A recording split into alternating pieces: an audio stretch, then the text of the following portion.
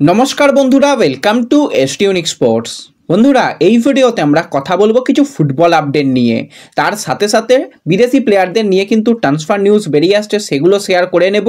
আর আজকে কিন্তু high voltage কিছু ম্যাচ রয়েছে, সেই নিয়েও কিন্তু আলোচনা করা রয়েছে এই ভিডিওতে। তার আগে একটাই রিকোয়েস্ট, চ্যানেলে যারা প্রথমবারের জন্য এসেছো মনে করে চ্যানেলটাকে সাবস্ক্রাইব করে নাও, তাহলে তোমাদের প্রিয় দলের খেলার সমস্ত আপডেট তোমরা এখানে পেয়ে যাবে। তো প্রথমেই যদি আমরা কথা বলি আজকে আইএসএল নিয়ে, তো আইএসএল এ কিন্তু আজকে একটা হাই ভোল্টেজ ম্যাচ হবে, যেখানে পাঞ্জাব তারা ঘরের মাঠে মুখোমুখি হবে মোহনবাগানের সঙ্গে। দুটো দলেরই বেশ কিছু সমস্যা রয়েছে। পাঞ্জাব দলের স্ট্রাইকার বাকিঙ্গা, সে তো দল ছেড়ে দিয়েছে। তাছাড়া কিন্তু ইভান, তার কিন্তু ইনজুরি রয়েছে। ফুলগা বিদাল, তারও হালকা ইনজুরি রয়েছে। মোটামুটি একটু সমস্যার মধ্যে পাঞ্জাব রয়েছে। মোহনবাগানের ক্ষেত্রেও একই ব্যাপার। ডিমি পেট্রাটোসের কথাই বলি বা গ্রেগ স্টুয়ার্টের কথাই বলি, তারাও কিন্তু ইনজুরি তাদের রয়েছে, তারা খেলতে পারবে না। তো দুটো দলই বেশ কিছু গুরুত্বপূর্ণ প্লেয়ারকে মিস করবে। মোহনবাগান লাস্ট ম্যাচ কিন্তু তারা আবার হেরে গেছে, তো অবশ্যই পয়েন্ট টেবিলে তারা 1 নম্বর জায়গায় রয়েছে। 2 পয়েন্টের লিড বেঙ্গালুরুর থেকে থাকলেও আজকে কিন্তু তাদের জন্য একটা ভালো ম্যাচ হতে পারে যদি তারা ভালো পারফরমেন্স করতে পারে। কারণ পাঞ্জাব দল এমন কিছু ভালো যে পারফরমেন্স করছে লাস্ট কয়েকটা ম্যাচে সেরকম নয়, লাস্ট দুটো ম্যাচে কিন্তু তারা হেরেছে। তো সেক্ষেত্রে আজকে অবশ্যই মোহনবাগান চাইবে এই ম্যাচটা জিততে। সন্ধ্যা 7:30 থেকে কিন্তু এই গুরুত্বপূর্ণ ম্যাচ রয়েছে। কিন্তু এই ম্যাচের থেকে আমার কাছে যেই ম্যাচটা আজকে সবথেকে বেশি গুরুত্বপূর্ণ সেটা হচ্ছে আজকে আমাদের বাংলা দলের ম্যাচ। কারণ বাংলা দল যেরকমভাবে পারফরমেন্স করেছে তাদের দিকে কিন্তু অবশ্যই নজর থাকবে, এবং আজকেও কিন্তু তারা একটা ভালো পারফরমেন্স করার জন্য চেষ্টা করবে। তো সেক্ষেত্রে কিন্তু আজকে দুপুর 2:30 থেকে তোমরা বাংলা দলের এই ম্যাচটা দেখতে পাবে। ওই SSEN যে অ্যাপ রয়েছে সেখান থেকেই কিন্তু তোমরা লাইভ টেলিকাস্ট দেখতে পাবে। তো দুপুর 2:30 বাংলা মুখোমুখি হচ্ছে ওড়িশার সঙ্গে। আমাদের দল তো খুবই ভালো খেলেছে। 8টা ম্যাচের মধ্যে 6টা ম্যাচ আমরা জিতেছি, 2টো ম্যাচ ড্র করেছি, এবং আমরা একটা ভালো জায়গায় রয়েছি। কিন্তু যেগুলো আগে হয়ে গেছে সেগুলো কিন্তু কিছুই আর গুরুত্ব নেই। সেটাই কিন্তু সঞ্জয় সেন জানিয়েছে যে এই ম্যাচে কিন্তু যে কোনো কিছু হতে পারে। তো আমরা অবশ্যই আমাদের 100% দিয়ে খেলবো। ওড়িশা তারা মাত্র 5 পয়েন্ট নিয়ে নকআউট পর্বে এলেও তারা বেশ ফিজিক্যালি স্ট্রং। তাদের স্ট্রাইকার পজিশনে যারা খেলে তারা কিন্তু বেশ ভালো প্লেয়ার এবং প্রচণ্ড পরিমাণে তারা দৌড়াতে পারে। তো আমরা কিন্তু আমাদের সঠিক কাজটা করতে হবে, এবং আদিত্য পাত্র, তাকে গোলের তলায় আজকে আমরা হয়তো দেখতে পাবো, এবং তাকেও কিন্তু আজকে ভালো পারফরমেন্স করতে হবে। কারণ যেরকমভাবে ওড়িশা প্রেসিং ফুটবল খেলে আদিত্যর উপর চাপ থাকবে, চাকু মান্ডির উপর নির্ভর করতে হবে। এছাড়া আমাদের বাংলা দলে যে প্লেয়াররা খেলছে প্রত্যেকজন কিন্তু এখন গোলের মধ্যে রয়েছে, তো অবশ্যই তাদের দিকেও নজর থাকবে। তো সবাই পারলে বাংলা দলকে আজকে সাপোর্ট করো। 2:30 থেকে ম্যাচ রয়েছে, আর ওই SSEN যে অ্যাপ রয়েছে সেখান থেকেই কিন্তু খেলা দেখতে পারবে। তো এরপর যদি আমরা কথা বলি একটু ইস্ট বেঙ্গলকে নিয়ে, তো ইস্ট বেঙ্গল নিয়েও বেশ কিছু আপডেট বেরিয়ে আসছে। তার মধ্যে সকলের মনে একটা প্রশ্ন, যেই প্রশ্ন প্রচুর এসেছে, যে ভিষ্ণুর সঙ্গে কি নতুন করে কন্ট্রাক্ট এক্সটেনশন ইস্ট বেঙ্গল করছে? কারণ তার সাথে অলরেডি 2026 সাল পর্যন্ত কন্ট্রাক্ট রয়েছে, আরও কি কন্ট্রাক্ট বাড়তে পারে? কি আপডেট রয়েছে দেখো। আপডেট এখনও পর্যন্ত সেরকম কিছু অফিসিয়ালি আসেনি, কিন্তু ইস্ট বেঙ্গলের যদি তোমরা অফিসিয়াল ফেসবুক বা ইনস্টাগ্রাম পেজে দেখো, তো সেক্ষেত্রে ভিষ্ণুকে নিয়ে একটু বেশি পোস্ট হচ্ছে আমরা দেখতে পাচ্ছি। হ্যাঁ, কদিন আগে ভিষ্ণুর জন্মদিন ছিল, সেখানে তার যেরকম পোস্ট থাকে প্রত্যেকটা প্লেয়ারের, সেই পোস্ট ভিষ্ণুর মানে যে ভালো একটা গোল করেছিল সেই গোলের ভিডিও ক্লিপ নিয়ে নানান রকম লেখালেখি করে তারা পোস্ট করছে। তারপর ভিষ্ণুর একটা পার্সোনাল ইন্টারভিউ, সেটাও পোস্ট করা হয়েছে। হ্যাঁ, এটা একটা কিছু ইঙ্গিত হতে পারে। অবশ্যই ভিষ্ণুর দিকে বেশ কিছু ক্লাবের নজর রয়েছে, তোমাদের কিছুদিন আগেই জানিয়েছিলাম। এবং শুধুমাত্র যে এই বছর এত ভালো খেলছে বলেই যে ভিষ্ণুর ওপর নজর রয়েছে সেটা নয়, লাস্ট ইয়ার থেকেই কিন্তু ভিষ্ণুকে বেশ কিছু ক্লাব টার্গেট করেছে। এবং তোমরা রীতিমতন সোশ্যাল মিডিয়াতে দেখতে পাচ্ছ মোহনবাগানের বেশ কিছু ব্যক্তিত্বরা তারা কিন্তু ভিষ্ণুর প্রশংসাও করছে। তো অবশ্যই ভিষ্ণু তো একটা টপ টার্গেট মোহনবাগানের রয়েছে। ইস্টবেঙ্গল যদি কন্ট্রাক্ট এক্সটেনশন দিয়ে তার সাথে কন্ট্রাক্ট এক্সটেনশন করে নেয় তো খুবই ভালো। এবার দেখো, সব প্লেয়ার যে সারা জীবন একই ক্লাবে খেলবে তার কোনো মানে নেই। সে ক্লাব যদি ভাবে যে পরিবর্তন করব, তো তার একটা নিজস্ব চাহিদা থাকে। কিন্তু অবশ্যই বিনো জর্জ কিন্তু চাইবে যে ভিষ্ণুকে ধরে রাখতে, এবং ম্যানেজমেন্টও কিন্তু ভিষ্ণুকে ধরে রাখতে চাইবে।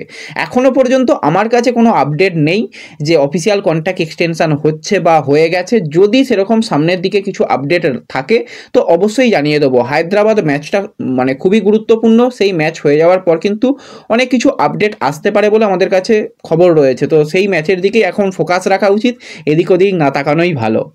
তো তার সাথে সাথে অস্কারের হাতে কিন্তু নতুন তুরুপের তাস আসতে চলেছে। সেই প্লেয়ারকে নিয়ে তোমরা অনেকেই চিন্তায় ছিলে যে হঠাৎ কি হলো, তাকে দেখতে পাওয়া যাচ্ছে না, সেটা আর অন্য কেউ নয়, জেসিন টিকে।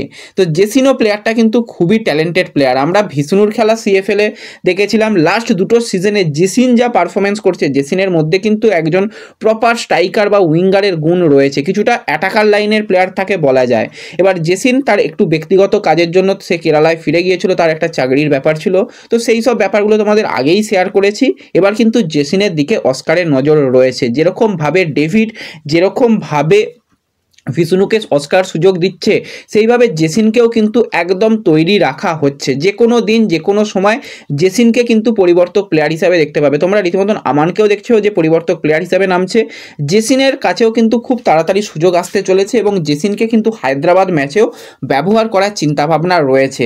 এখন নন্দ মহেশ তাদের কিন্তু কাজ কঠিন হয়ে গেছে, তাদের আরও ভালো পারফরমেন্স করতে হবে, তবেই কিন্তু তারা এবার ফার্স্ট ইলেভেনে চান্স পাবে। যেভাবে ইয়াং প্লেয়াররা নিজেদের প্রমাণ করেছে, যারা ভালো খেলছে তাদের অবশ্যই ফার্স্ট ইলেভেনে আগে সুযোগ দেওয়া দরকার, কোনো নামের পিছনে না ছুটে যাতে দলের ভালো হয় সেটা করা দরকার। তার সাথে সাথে জেসিন এসে গেলেও কিন্তু একটা দলের মধ্যে বেশ ভালো মানে ভিতরে ফাইট থাকবে এবং বেঞ্চের শক্তিও কিন্তু অনেক ভালো থাকবে। জেসিন বা ভিষ্ণু তারা যদি বেঞ্চ থেকেও স্টার্ট করে সেটাও কিন্তু খুব ভালো হবে, বা নন্দ মহেশ যদি বেঞ্চ থেকে স্টার্ট করে সেটাও কিন্তু ভালো হবে। অপশান কিন্তু অস্কারের কাছে বাড়ছে, এটা কিন্তু একটা বেশ ভালো পজিটিভ দিক। তো এরপর যদি আমরা একটুখানি ট্রান্সফার নিউজ নিয়ে কথা বলি, অনেকদিন আগেই তোমাদের জানিয়েছিলাম যে একজন বিদেশি প্লেয়ারকে নিয়ে ব্রাজিলিয়ান প্লেয়ার আইএসএলে আসতে চলেছে, অস্কারেরই পুরাতন ছাত্র। তো সেই প্লেয়ার আর অন্য কেউ নয়, 34 বছর বয়সী ব্রাজিলিয়ান সেন্টার ফরওয়ার্ডের প্লেয়ার ডারি। তো তাকে কিন্তু এবার অফিসিয়ালি ওড়িশা এফসির তরফ থেকে তার নাম ঘোষণা হলো। তোমরা সকলেই জানো রয় কৃষ্ণা সিজন আউট হয়ে গেছে, তার পরিবর্তেই কিন্তু এই ডারিকে নেওয়া হয়েছে এবং অফিসিয়াল কালকে ঘোষণা হয়ে গেছে। এবং ডারি কিন্তু যেটা কেরালা সুপার লিগ হচ্ছিল সেখানে টপ গোল স্কোরার ছিল, বসুন্ধরার হয়েও কিন্তু তার ভালো খেলার অভিজ্ঞতা রয়েছে। এছাড়া লিগা ওয়ানে কিন্তু 145 ম্যাচে 50 গোল 20 অ্যাসিস্ট করেছে। ক্লাব কেরিয়ারে 279 ম্যাচে কিন্তু তার 132টা গোল 38টা অ্যাসিস্ট রয়েছে। এছাড়া ছোটোখাটো কিছু লিগেও তার খেলার অভিজ্ঞতা রয়েছে। তো মোটামুটি একটা ভালো সিগনেচার হয়েছে এবং ডারি কিন্তু একটা কোয়ালিটি স্ট্রাইকার, একদম পারফেক্ট নাম্বার 9 বলতে যেটা বোঝায় সেটাই কিন্তু। তো তাকে চূড়ান্ত করে কিন্তু ওড়িশা এফসি কিছুটা হলেও শক্তি বাড়িয়ে নিল। তো এরপর যে বিষয়টাকে নিয়ে একটু আলোচনা করা রয়েছে সেটা হচ্ছে ইস্ট বেঙ্গলের তাহলে নতুন বিদেশির কি হচ্ছে, কি আপডেট রয়েছে। দেখো আমাদের কাছে এখন পর্যন্ত কোনো স্ট্রং নাম বেরিয়ে আসেনি, বেশ কিছু প্রোফাইল এসেছে, সেগুলোকে নিয়ে কিছু কিছু আলোচনা করেছি। যদি তোমরা বলো যে আলোচনা করতে আরও কী কী প্রোফাইল রয়েছে সেটা করা যেতে পারে, কিন্তু যে কোনো প্লেয়ার সিগনেচার হয়ে গেছে বা এই প্লেয়ারই আসছে সেটা কিন্তু আমাদের কাছে নেই। কিন্তু যেরকমটা আপডেট ভিতর কাজ নাকি অনেকটাই এগিয়ে ফেলা হয়েছে, এমনকি তার ভিসার জন্যও কিন্তু যত দ্রুত সম্ভব কলকাতায় নিয়ে আসা যায় সেই চেষ্টাও চলছে। কয়েকদিনের মধ্যেই হয়তো ঘোষণা এসে যাবে, তো ঘোষণা এসে গেলেই তোমরা সেই নামটা জানতে পারবে। তোমাদের যেটুকু বলে রাখছি, হিন্টস দিয়ে রাখছি যে একজন স্প্যানিশ প্লেয়ার, সেই কিন্তু অনেকটা এগিয়ে রয়েছে। এবার ট্রান্সফার মার্কেটে অনেক কিছু ঘটতে পারে, শেষ মুহূর্তে গিয়েও ডিল ভেস্তে যায়, তোমরা সবাই সবটুকু মোটামুটি এতদিনে বুঝে গেছো।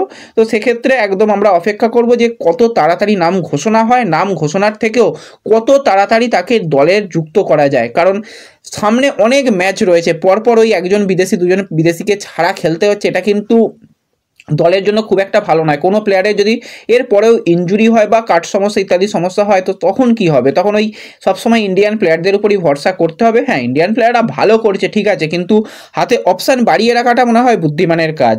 তো দেখা যাক শেষ পর্যন্ত কোন বিদেশিকে চূড়ান্ত করে। যদি সেই স্প্যানিশ প্লেয়ার হয় আমি তো বলবো খুবই ভালো, অনেক নামই বাজারে ঘোরাফেরা করছে, সেই নাম নিয়ে বেকার গুঞ্জন সৃষ্টি করে লাভ নেই। তোমরা অনেক প্রশ্ন করছো, অনেক প্লেয়ার নিয়ে জানতে চাইছো, তো দেখা যাক সেগুলো যদি কিছু সামনের দিকে ভালো আপডেট থাকে তবেই জানাবো, তা না হলে শুধু শুধু বাজারে ভাসিয়ে দেওয়ার মতন খবর না করাই ভালো। তো ব্যাস এই ভিডিওতে এটুকুই আলোচনা করার ছিল। পারলে একটু বাংলা দলের ম্যাচ দেখো, মোহনবাগানের ম্যাচ দেখো। তো দেখা হচ্ছে পরবর্তী ভিডিওতে, ধন্যবাদ।